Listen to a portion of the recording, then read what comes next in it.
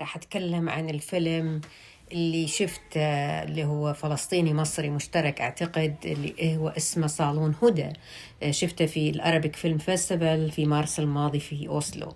هذا الفيلم أثار ضجة كبيرة في الأوساط العربية وخاصة في الأوساط الفلسطينية، وطبعا حماس طلعت وشجبت هذا الفيلم، والمخرج اللي سموه الله فلسطيني، رغم ان المخرج هو هاني ابو اسعد، هو اللي مؤلف والمخرج، ويقولون انها على يعني الباك جراوند من قصة حقيقية. المخرج هو فلسطيني في الواقع لكن جنسيته هولندية. الفيلم تدور أحداثه في بيت لحم عن امرأة اسمها هدى عندها صالون، وطبعا هذه يبينك في الحبكة إنها تصور امرأة، يعني أول ما نشوف واحدة اسمها ريم تبي تقص شعرها وعندها ولد طفل صغير، لكن تخدرها وتنومها وتصورها. طبعا ريم عندها طفل رضيع في العربانة، ويبين لك في التصوير انها تجيب واحد وكأنه هو نايم مع ريم، يعني هدى تصور بالكاميرا، وبعدين تبين لها ان هي هدى تستغل هذا الصالون عشان تبتز النساء الفلسطينيات على اساس يعملون معاها في الخدمة السرية لإسرائيل أو العدو الصهيوني، خلينا نقول في المخابرات مالتهم. وطبعا إن هدى وقعت أصلا ضحية في هذا الشيء لأسباب عائلية وأسرية اضطرتها لهذا الشيء يعني.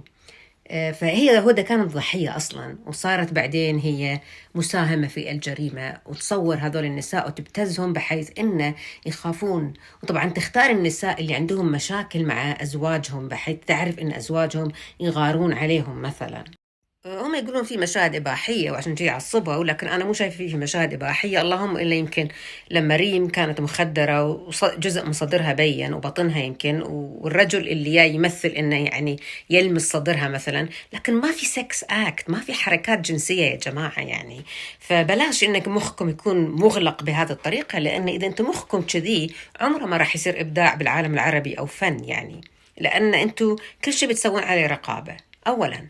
ثانيا الحبكة ممتازة جدا، ولحظات الرعب اللي مرت فيها ريم تبين لك الخوف، خاصة لما تشكوا هدى، لما قبضوا على هدى، هدى قبضوا عليها عشان شي قاموا يشوفون ألبومات الصور البنات اللي هم مصورين، هل في أحد منهم لجأ إلى المخابرات الإسرائيلية وابتزوه ولا لا، يشتغل معاهم ولا لا.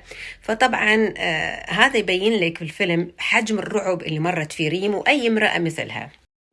طبعا ريم كان عندها صعوبة إنها يعني في جزء يبين لك جزئية ريم، الخوف من زوجها الغيور وعدم قدرتها على أن الثقة بأي حد، ويمكن حتى أنها كانت ممكن تلجأ إلى المخابرات الإسرائيلية، لكن أنا ما راح أخرب القصة، راح تشوفونها للنهاية. ويبين لك جزئية هدى أيضا لما كانت تحت الأسر والتعذيب، وشلون قاعدين يستجوبونها، وشلون في ناحية إنسانية معينة في هدى أو في اللي قابضين عليها، يعني الفلسطينيين اللي هم بالمقاومة أو في ما أعرف أي حركة يعني موجودة فيهم، في الكلام والحديث بينهم، بحيث أن يصير في نوع من الناحية الإنسانية بين الرجل المستجوب والمرأة الأسيرة اللي هي هدى. يبين لك الفيلم أهم شيء بالنسبة لي إن المرأة الفلسطينية هي تحت احتلالين، الاحتلال الإسرائيلي والاحتلال الذكوري. طبعا الاحتلال الذكوري إن المرأة في هذه البلدان خاصة تحت سيطرة حماس، خلينا نقول تقع تحت تأثير الذكوريين الميسوجينيين الرجعيين اللي شديدين ضد المرأة.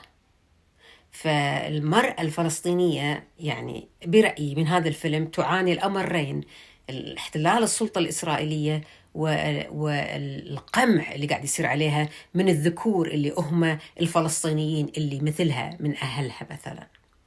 فهذه المشكلة على فكرة وايد مهمة جدا، وأنا سعيدة أن الفيلم طرحها عشان يبين أن القضية الفلسطينية مو بس أنك أنت تصارع الإسرائيلي، ولكن أيضا أنك تصارع الوحوش اللي موجودة من الذكور اللي مسيطرة على المرأة الفلسطينية وقامعتها، وممكن تلجأ إلى قتلها حتى يعني إذا خرجت عن طريقهم. ويطلع لك واحد أو ناس تقول لا يضرب القضية الفلسطينية. لا، ما يضرب القضية الفلسطينية. أنتوا لازم تكونون صريحين مع نفسكم. هل أنتم ملائكة؟ ما في مجتمع ملائكي يا جماعة.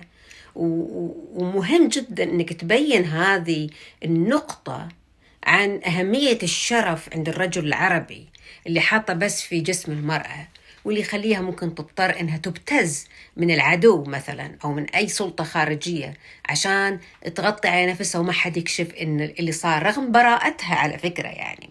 فهذا الفيلم أنا أعتقد أنه فيلم جيد رغم كل الأشياء اللي انقالت عنه. والمخرج على فكرة جيد جدا. أذكر شفت له فيلم اسمه بارادايس ناو أو الجنة الآن، عن 2 فلسطينيين بيسوون تفجير انتحاري لهم في إسرائيل. القصة جدا شيقة، وأتمنى تشوفون أيضا بارادايس ناو. باي.